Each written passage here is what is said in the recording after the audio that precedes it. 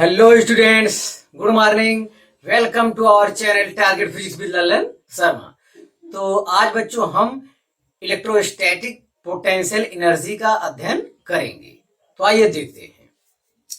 तो electrostatic potential के लिए हमारा कॉन्सेप्ट जो पोटेंशियल डिफरेंस और पोटेंशियल में था, उसी से मिलता जुलता कॉन्सेप्ट यहाँ पे वर्क करेगा।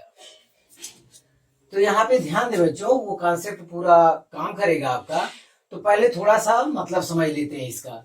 जैसे 2 पॉइंट चार्ज है, 2 पॉइंट चार्ज Q1 Q2 है, ये R डिस्टेंस पे है, R डिस्टेंस पे है। तो ये एक सिस्टम हो गया। ये सिस्टम बना कैसे है, तो हम ये मान के चलते हैं कि इसका जो ये फाइनल केस है, कौन सा केस है? अगर कोई सिस्टम इस टाइप से दिया है तो आप इसे क्या मानेंगे? फाइनल केस मानेंगे। और ये बना कैसे है, तो एक इनिशियल केस के लिए एक मानेंगे कि ये कहां पे है, इनफाइनाइट पे है।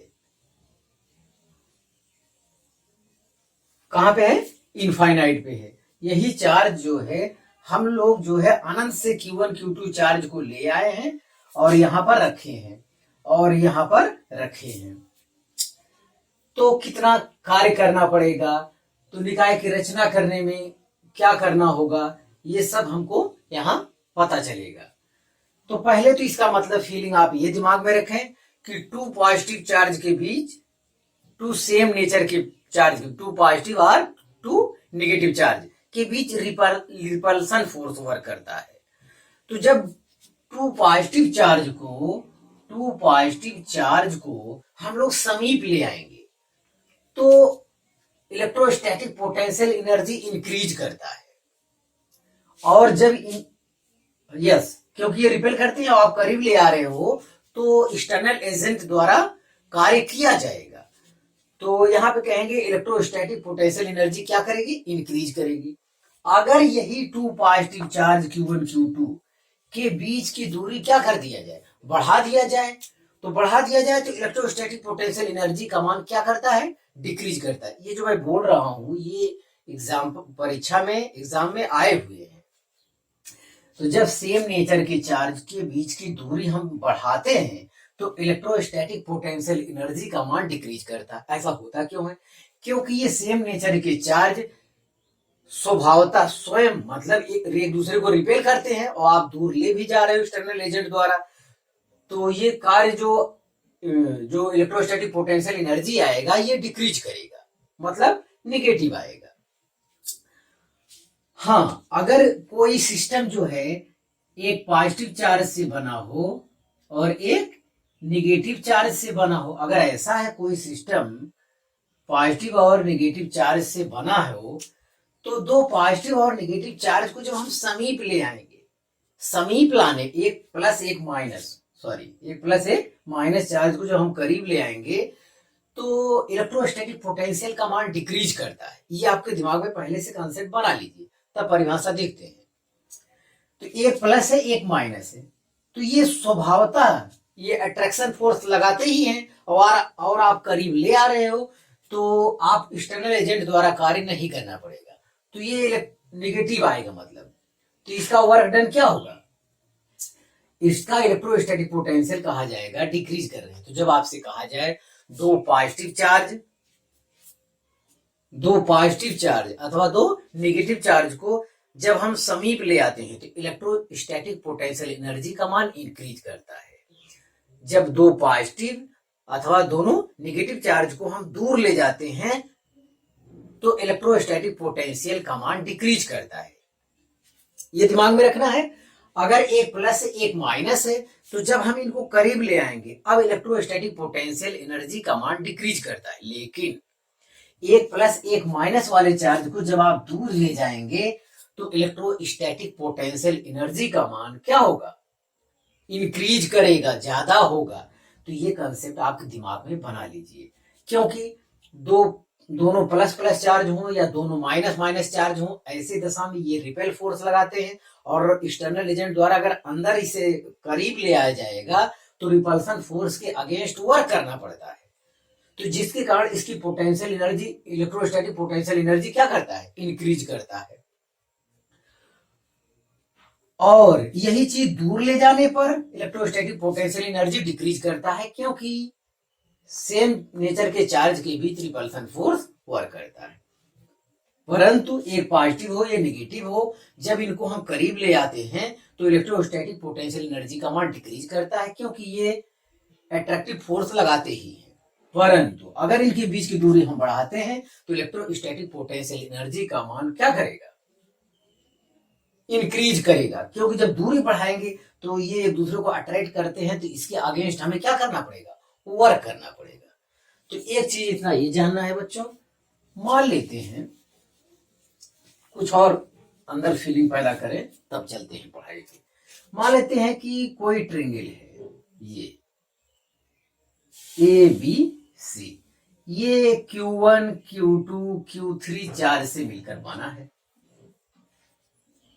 चार्ज से मिलकर बना है। और फिर यही बड़ा ट्रायंगल बना लेते हैं, यहां Q1 Q2 Q3 चार्ज है, तो इसको इस रूप में बदल दिए। तो ये इनिशियल स्टेट है, ये फाइनल स्टेट है। तो ये इनिशियल स्टेट है, ये क्या है, फाइनल स्टेट है। तो ऐसी दशा में इलेक्ट्रोस्टैटिक पोटेंशियल एनर्जी क्या करेगा, यहां से यहां तक जाने में क्या करेगा, इंक्रीज करेगा। सॉरी, इंक्रीज नहीं करेगा। ध्यान दें, ये भी प्लस है, ये भी प्लस है, ये भी तीनों प्लस प्लस है, तो तीनों प्लस है तो एक दूसरे को रिपेल कर रहे हैं। ये रिपेल करना इनका नेचर है, सेम नेचर के होने, सेम प्लस प्लस होने की वजह से ये रिपेल करते हैं। और ये रिपेल करते हैं, वो आप दूर कर दिए तो कोई एक्सटर्नल एजेंट द्वारा कोई कार्य हुआ नहीं, मतलब ऐसी दशा में इलेक्ट्रोस्टैटिक पोटेंशियल एनर्जी का मान क्या करेगा, डिक्रीज करेगा। लेकिन अगर पहले से इस कंडीशन में है, अगर ये इनिशियल हो जाए तब, अगर ये इनिशियल हो जाए, ये फाइनल केस हो जाए तब, मतलब पहले से कोई सिस्टम है इस टाइप से था, अब इसको कन्वर्ट करके छोटे में किया गया, तो अब क्या होगा, अब ये छोटे में कैसे आया होगा, आपने उसे करीब लाया होगा आपने, और करीब लाने में आपको एक्सटर्नल एजेंट द्वारा वर्क करना पड़ेगा, क्योंकि ये एक दूसरे को रिपेल करते हैं, तो आप करीब ले आए होंगे, तो रिपेल के अगेंस्ट आपको वर्क करना होगा। तो यही वर्क जो है इलेक्ट्रोस्टैटिक पोटेंशियल एनर्जी में स्टोर हो जाता है, कन्वर्ट हो जाता है। ध्यान दें, तो यहां से अगर ये इनिशियल है, ये फाइनल है, तो कहेंगे इलेक्ट्रोस्टैटिक पोटेंशियल एनर्जी इंक्रीज कर गया। अगर ये इनिशियल है, ये फाइनल है, तो हम कहेंगे इलेक्ट्रोस्टैटिक पोटेंशियल एनर्जी डिक्रीज कर दिया। हाँ, ये सभी नेगेटिव ले लें तब भी यही केस लागू होगा, सेम नेचर के। हाँ, और नेगेटिव वाला अगर अध्ययन करना चाहें, इसी में भी हो सकता है, लेकिन यहाँ समझाने में दिक्कत होगा, टोटल एनर्जी कैसे माइनस प्लस क्या होगा। जैसे ये है, ये माइनस Q और माइनस Q1 प्लस Q2, इस टाइप से कोई निकाय है, और अब इसको इतने बड़े में यही चीज कर दिए, माइनस Q1 और प्लस Q2। ये स्मॉल आर डिस्टेंस था, अब कैपिटल आर हो गया। इसको इस रूप में ले आए तो इलेक्ट्रोस्टैटिक पोटेंशियल एनर्जी क्या करेगा, क्या करेगा, ये इनिशियल है, ये क्या है, फाइनल पोजीशन है, तो क्या होगा यहां से यहां तक जाने में, तो ये एक दूसरे को अट्रैक्ट करते हैं। आप जबरन दूरी बढ़ा के ले गए, एक्सटर्नल एजेंट द्वारा कार्य किया गया है, तो ये कार्य जो है इलेक्ट्रोस्टैटिक पोटेंशियल एनर्जी में कन्वर्ट हो जाता है। तो जाहिर है कि यहां से यहां तक जाने में इलेक्ट्रोस्टैटिक पोटेंशियल एनर्जी का मान क्या किया होगा, इंक्रीज किया होगा। ये कॉन्सेप्ट आपको जानना है। ध्यान दें, अगर ये इनिशियल स्टेट होता, अगर ये इनिशियल स्टेट होता, ये फाइनल स्टेट होता, तब ये एक दूसरे को अट्रैक्ट करते हैं और आप इसे नजदीक ले आए हैं, तो पहले से अट्रैक्ट करते हैं, आप नजदीक ले आए हैं, तो एक्सटर्नल एजेंट द्वारा कोई कार्य नहीं हुआ विशेष। तो ऐसी दशा में कहा जाता है कि यहाँ इस स्थिति से इस स्थिति में आने पर इलेक्ट्रोस्टैटिक पोटेंशियल एनर्जी का मान क्या किया होगा, डिक्रीज किया होगा। तो अब बच्चों हमारा ये कॉन्सेप्ट कंप्लीट हुआ। अब हम इसके डिफिनीशन वगैरह पे जाएंगे। तो इसका हिंदी में जो डिफिनीशन दिया जाता है, किसी निकाय की वैद्युत स्थितिज ऊर्जा, ये वैद्युत स्थितिज ऊर्जा कहते हैं। देखिए यहाँ इलेक्ट्रोस्टैटिक के स्थान पे इलेक्ट्रिक पोटेंशियल एनर्जी भी लिखा रहता है। Electrostatic potential energy, electric potential energy दोनों एक ही बात है। वैद्युत स्थितिज ऊर्जा हिंदी में नाम है इसका। तो किसी निकाय की वैद्युत स्थितिज ऊर्जा उस कार्य के बराबर होती है जो निकाय को अनंत से वैद्युत क्षेत्र के भीतर किसी बिंदु तक लाने में कार्य करना पड़ता है। तो जितना, जैसे कोई निकाय ये है Q1 Q2 अभी जो बनाए हैं हम Q1 Q2, कि ये निकाय वास्तव में अगर ऐसा कहा जाता है तो ये समझिए पोटेंशियल की परिभाषा हम दे रहे हैं, ऐसा कहा जाए। ये पोटेंशियल परिभाषा, पोटेंशियल से परिभाषा देते थे, चार्ज को कहां से ले आते थे, अनंत से ले आते थे। जैसे कोई कहा इसकी पोटेंशियल एनर्जी बताइए, तो इसकी पोटेंशियल एनर्जी का फार्मूला होता है बच्चों K Q1 Q2 अपान R होता है, इसका भी सूत्र प्राप्त किया जाएगा। तो ये निकाय की, इस निकाय की पोटेंशियल एनर्जी बताइए, तो ये कहा जाएगा इसका इनिशियल स्टेट कहां पे है, इनफाइनाइट पे। इनफाइनाइट से इसको यहां तक लाने में कितना कार्य किया जाएगा वो ये बता रहा है। अगर इसका जोड़ीदार मैं यही कहीं लिख दूं, यहां कर दूं ए बी, ये 2r डिस्टेंस पे, यही चीज यहां पर हो, तब ये जैसे पोटेंशियल डिफरेंस कहा जाएगा। तो इलेक्ट्रोस्टैटिक पोटेंशियल एनर्जी किसी एक चार्ज के कारण डिफाइंड नहीं हो सकता है, न्यूनतम 2 चार्ज की आवश्यकता होती है किसी एक चार्ज के कारण। तो वैसे इलेक्ट्रोस्टैटिक पोटेंशियल एनर्जी, ये पोटेंशियल एनर्जी ना हो कि ये भी electrostatic change in potential energy है। इसे क्या कहना चाहिए, change in potential energy. Electrostatic potential energy जैसे इलेक्ट्रिक पोटेंशियल ना होके इलेक्ट्रिक पोटेंशियल डिफरेंस है, ठीक उसी प्रकार से इलेक्ट्रोस्टैटिक पोटेंशियल एनर्जी ये ना होके change in electrostatic potential energy है। अगर ये किसी सिस्टम का इलेक्ट्रोस्टैटिक पोटेंशियल एनर्जी पूछता है तो इसका मतलब ये होता है कि इसका इनिशियल वाला केस कहां पे है, इनफाइनाइट पे। इनफाइनाइट पे इलेक्ट्रिक पोटेंशियल हो, इलेक्ट्रोस्टैटिक पोटेंशियल एनर्जी हो, सब जीरो माना जाता है। अगर इसका एक जोड़ा यहीं पर है तो ये समझिए इलेक्ट्रिक पोटेंशियल डिफरेंस है, जो आप हेडिंग पढ़े इलेक्ट्रिक पोटेंशियल डिफरेंस, ए और बी बिंदुओं के बीच पोटेंशियल डिफरेंस। तो ठीक यहां से ये इनिशियल हो जाएगा, ये फाइनल हो जाएगा। तो यहां पे पोटेंशियल डिफरेंस होगा UF माइनस UI, तो यहां पे पोटेंशियल डिफरेंस है। तो बस बच्चों यही कॉन्सेप्ट हमें समझाना था।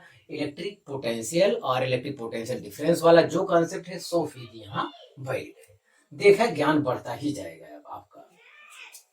तो जो अब इसका इंग्लिश में डिफिनेशन देखें, the electrostatic potential energy of system, the electrostatic potential energy of system of charges is equal to work done by external agent in bringing each charge from infinite to that configuration.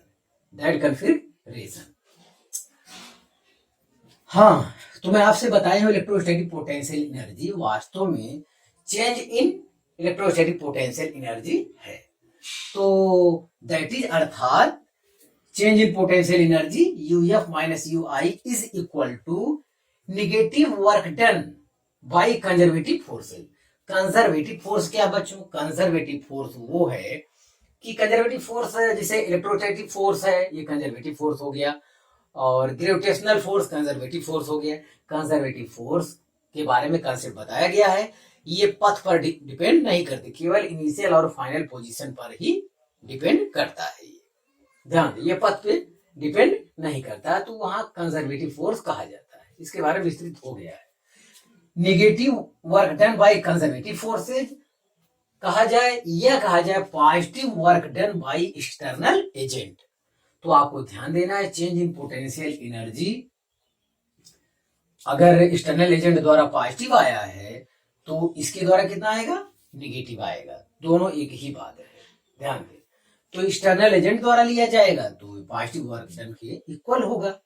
एक चीज और शर्त है, वहां potential difference, electrostatic potential energy की जो potential difference की definition बताई गई है, वहां बताई गई है काइनेटिक एनर्जी चेंज नहीं होना चाहिए। प्रोवाइडेड मतलब बशर्ते change in kinetic energy is equal to 0, that is there is no change in speed.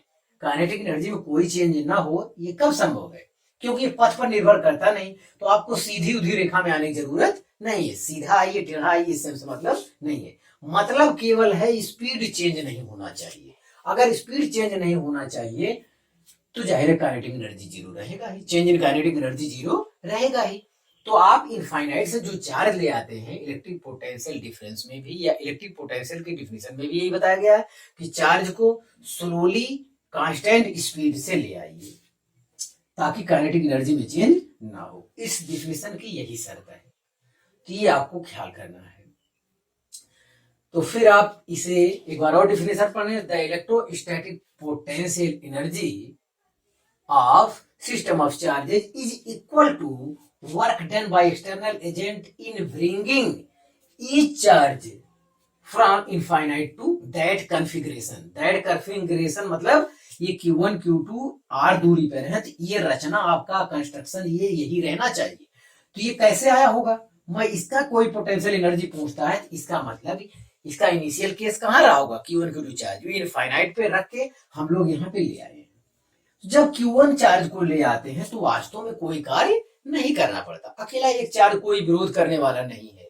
लेकिन Q1 को ले आए ए पे, अब Q2 को ले आना है, तो अब की बार क्योंकि ये एक दूसरे को क्या करेंगे, रिपेल करेंगे। जैसे जैसे इनफाइनाइट से चार्ज Q2 को ले आएंगे, हमें बहुत ज्यादा वर्क करना पड़ेगा, एक्सटर्नल एजेंट को वर्क करना पड़ेगा। यही वर्क इलेक्ट्रिक पोटेंशियल एनर्जी के क्या हो जाएगा, बराबर हो जाएगा।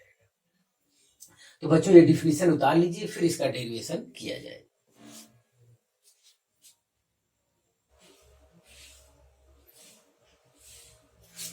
हाँ विद्यार्थी, थोड़ा ये सूत्र को हम प्राप्त करना चाहते हैं, तो देखें तो यहाँ लिखा है डेरिवेशन ए बी करके लिखा है। तो electrostatic potential energy of A system of 2 point charge, मतलब 2 पॉइंट चार्ज वाला सिस्टम है। तो ए बी एक सिस्टम है हमारा जो Q1 Q2 चार्ज से मिलकर बना है, ये R डिस्टेंस पर है इस समय। तो ये इसका फाइनल पोजीशन है। कोई कहे इसका पोटेंशियल एनर्जी बताइए, तो आप ये मानेंगे कि ये फाइनल पोजीशन, इसका इनिशियल केस कहाँ होगा, इनफाइनाइट से ये चार्ज लाए गए होंगे।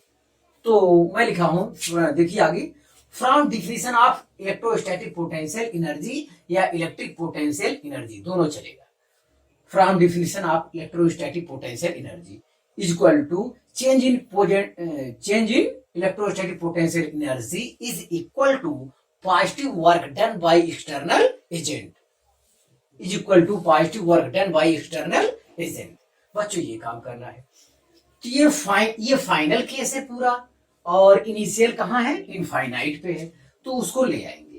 तो यहाँ UF माइनस UI के स्थान पे हम लिखेंगे U इनफाइनाइट।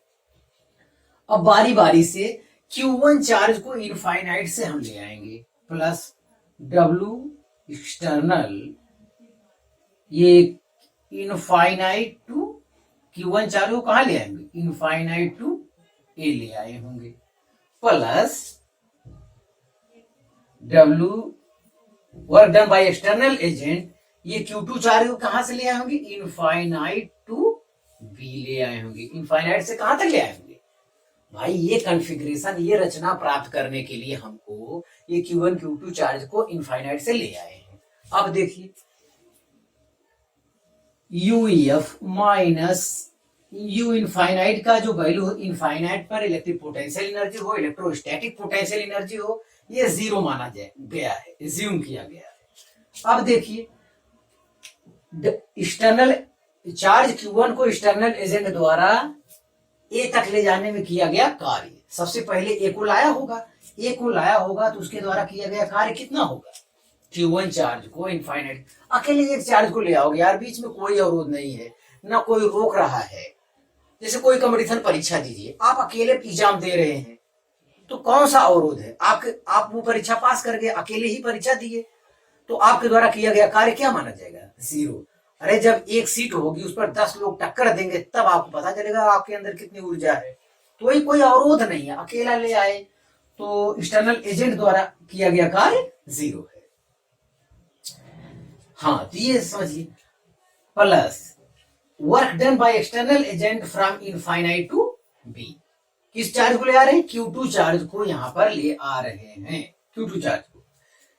तो अब की बार तो बाबू वर्क करना पड़ेगा। ये वर्क आएगा कहाँ? वर्क यहां से आएगा। तो V B minus V infinite is equal to work done by external agent. तो पोटेंशियल डिफरेंस की अब आपको डिफिनेशन याद करनी पड़ेगी। तो इलेक्ट्रिक पोटेंशियल की डिफिनेशन आपको याद करनी पड़ेगी। तो इलेक्ट्रिक पोटेंशियल क्या है यहाँ पे? तो एक पॉइंट बी पे है, तो अगला चार्ज इससे पहले वाला कहा था इनफाइनाइट से बी पे ले आएंगे तो पोटेंशियल डिफरेंस क्या हो जाएगा? V B minus V infinite is equal to work done by external agent upon charge, जिस चार्ज को आप ले आ रहे हैं। तो यहां से क्या हो जाएगा? यहां से हो जाएगा W work done by external agent is equal to V B minus V infinite गुणे चार्ज Q2 हो जाएगा। तो यही वर्क बच्चों वहां हमें अब क्या करना है? प्रयोग करना है। तो प्रयोग करते हैं। तो ये हो जाएगा Q2 into V B minus V infinite. तो यू एफ कहिए चाहे यू कहिए, अब लास्ट यही है आंसर। तो जो फार्मूला आता है यू में लोग बोलते हैं कि यू मतलब वो यू फाइनल वाला केस है। हाँ, ये वैल्यू रखिए Q2 वी बी पर पोटेंशियल कितना होगा? किस चार्ज के कारण? Q1 के कारण बी पर पोटेंशियल हो जाएगा के Q1 upon small r minus V infinite कितना होता है? 0 होता है। तो ये बच्चों यही आपका फार्मूला आ गया। यू कहिए या यू एफ कहिए, दोनों एक ही बात है, या यू बराबर ही लिखिए अब। तो हो जाएगा के Q1 Q2 upon R।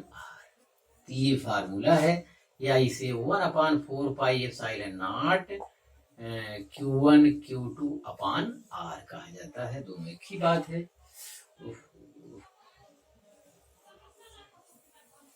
Yes, तो ये हो जाएगा Q1 Q2 अपॉन R। तो 2 पॉइंट चार्ज का कोई सिस्टम है, निकाय है, तो इलेक्ट्रोस्टैटिक पोटेंशियल एनर्जी U बराबर आया, या इसे UF भी बोल सकते हैं, के Q1 Q2 अपॉन R आया। ये फार्मूला है बच्चों। ये बहुत गहरा कॉन्सेप्ट है, आप इसे कॉपी कर लीजिए।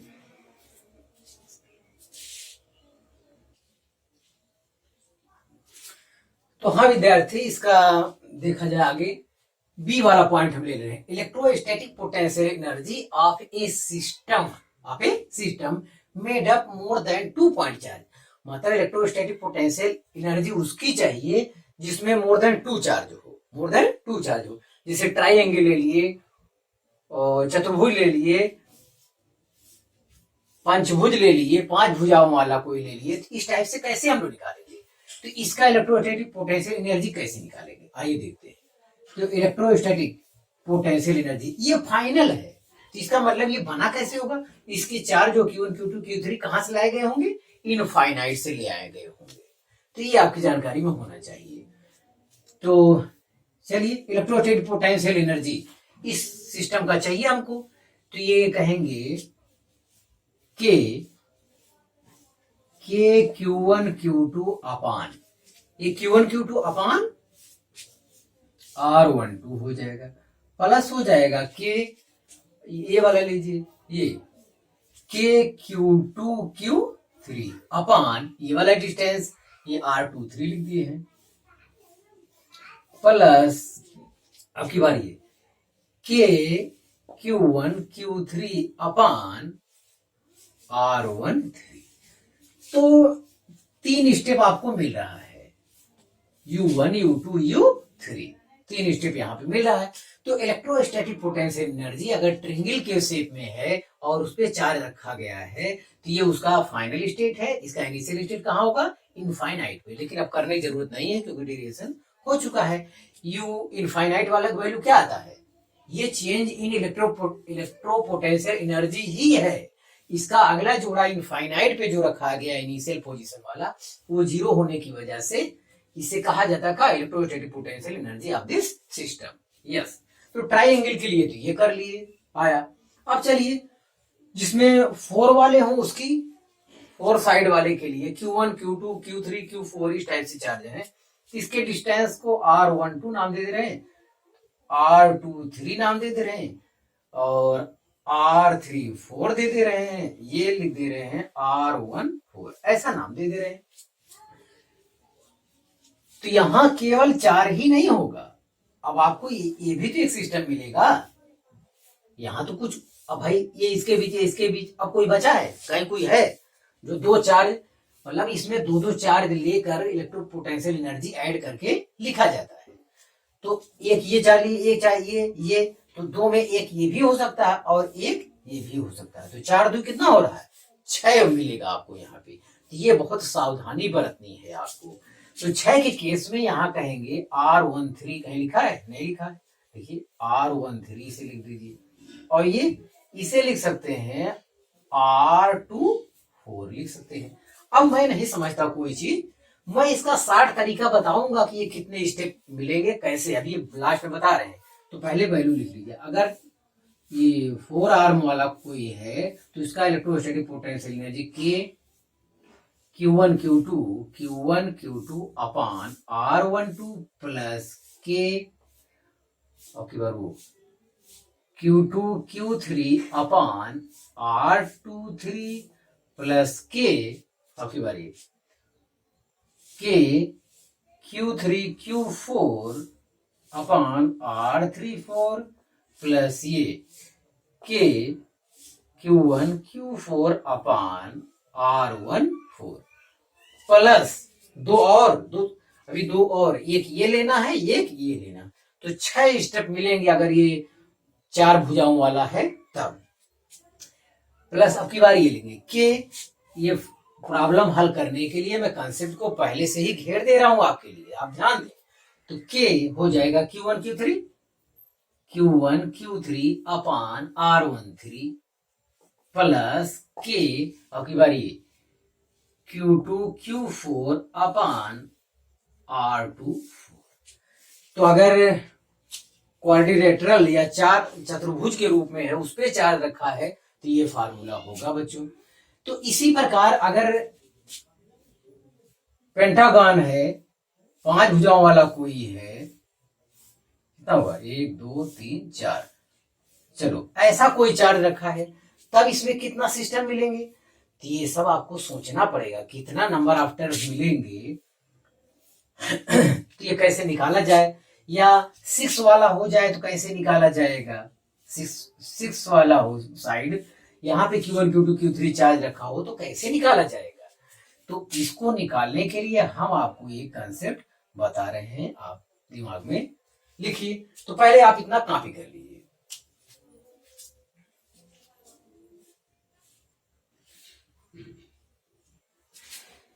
तो हाँ विद्यार्थी, आप सोच रहे थे कि इसमें 6 हो गया, ट्रिंगल में 3 ही मिला, पेयर मिला, और चतुर्भुज में आपको मिल गया 6 मिल गया, और पंचभुज में कितना मिलेगा, षष्ठभुज में कितना मिलेगा, तो ऐसे केस में हेक्सागोन इसमें कितना मिलेगा। तो ऐसे में आपको अगर आशंका होने लगे तो आपके पास एक उपाय है, नोट में लिए, total number of pairs formed by n point charges are, n point charges are. तो यहाँ पे देखिए, तो यह फार्मूला आपको याद रखना है, n into n minus 1 upon 2, इसमें आप रख दीजिए। अगर ट्रेंगल के लिए है, ट्रेंगल के लिए n बराबर कितना रखेंगे 3, तो इसमें रख दीजिए।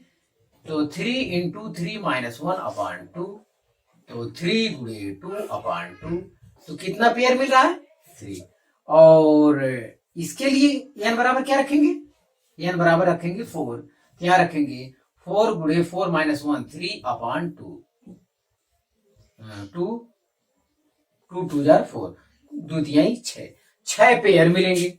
इसी प्रकार n बराबर 5 पेंटागन रख ले। अगर ये पॉलीगन होता, 5 भुजाओं वाला कोई होता है, तो ऐसे केस में 5 गुणे 4 अपॉन 2, 2 जार ये, तो ये होता कितना 10 मिलते आपको। पेंटागन के लिए कितना मिलेगा, 5 भुजाओं वाले के लिए क्या मिलेगा, अगर चार्ज कोई सिस्टम है 5 चार्ज से मिले हुए हैं, बने हुए हैं, तो ऐसे केस में उनके जो पेयर बनेंगे वो कितने बनेंगे, 10 बनेंगे। तो इस फार्मूले से आ जाएगा। हाँ, आप ये अगर जानना चाहते हैं कि ये फार्मूला आया कहां से, तो वो भी हम बता सकते हैं। हमारे मैथ में एक है परमुटेशन एंड कॉम्बिनेशन, तो ये कॉम्बिनेशन वाली थ्योरी से आया। तो वहां n भुजाओं में से r भुजा ले लेते हैं। अगर n में से कितना लेंगे, r, तो NCR बोलते हैं। ये c मतलब कॉम्बिनेशन है। हाँ देखें, तो इसे लिख सकते हैं factorial n upon factorial r into factorial n minus r। ये होता है यहाँ पे। तो यही फार्मूला है, इसी फार्मूले की सहायता से ये आया हुआ है। अगर ये ट्राइएंगल है तो 3C2 लिखा जाएगा। तो factorial 3 upon factorial 2 into factorial 3 minus 1। तो फैक्टोरियल 3 को लिख सकते हैं, 3 बाहर ले लेंगे तो अंदर बचेगा फैक्टोरियल 2 अपॉन, नीचे फैक्टोरियल 2 है, यहाँ फैक्टोरियल 1 आएगा। फैक्टोरियल 1 का मान 1 होता है गणित में, इससे ये कैंसिल हो जाएगा, मतलब 3 आया। और इसके लिए कितना आएगा, 4 में से, मतलब पेयर के लिए हमेशा वो 2 लेंगे, हमेशा ये चीज 2 ही रहेगा। वो 5 वाला है तो 5 में से 2 का चुनाव करना होगा, कितना पेयर मिलेगा। और ट्रिंगल है तो 3 में से 2 का चुनाव मिलेगा, तो 3 ही मिल रहा है जोड़ा। तो ये हो जाएगा factorial 4 upon factorial 2 into factorial 4 minus 2। यहाँ रहा फैक्टोरियल 4। फैक्टोरियल 4 को ऐसा लिखो नीचे कट भी जाए। फैक्टोरियल 4 को 4 बाहर लेंगे तो अंदर फैक्टोरियल 3 बचेगा, 3 बाहर ले लेंगे तो अंदर फैक्टोरियल 2 बचेगा। और नीचे फैक्टोरियल 2 एक पहले से है, ये भी फैक्टोरियल 2 है, तो इससे तो ये कैंसिल हो जाएगा। ये हो जाएगा 4 गुणे 3 इंटू अपॉन फैक्टोरियल 2 में से 2 बाहर लेंगे तो अंदर 1 आएगा, और फैक्टोरियल 1 का मान 1 ही होता है। तो 2 दूनी 4, ये कितना आया, 6 आया। तो ये बच्चों ये पॉइंट आया कहां से, ये भी हम बता दे रहे हैं। गणित वाले लड़के तो ये चीज जान ही जाएंगे, लेकिन बायोलॉजी वाले लड़कों को कोई जानने की जरूरत नहीं है। इतना बड़ा सवाल नहीं आता, ज्यादा से ज्यादा 5.4 तक देंगे, 5 भुजाओं वाला तक, इस टाइप से, इससे ज्यादा नहीं मिलेगा। 5 क्या 4 भुजाओं वाला अगर है तो 6 होता है, 3 ट्रायंगल के 3 होता, कोई आशंका ही नहीं है। तो आप बच्चों इसे कॉपी कर लीजिए और आप मेरे से पढ़ाई करते रहिए। All the very best.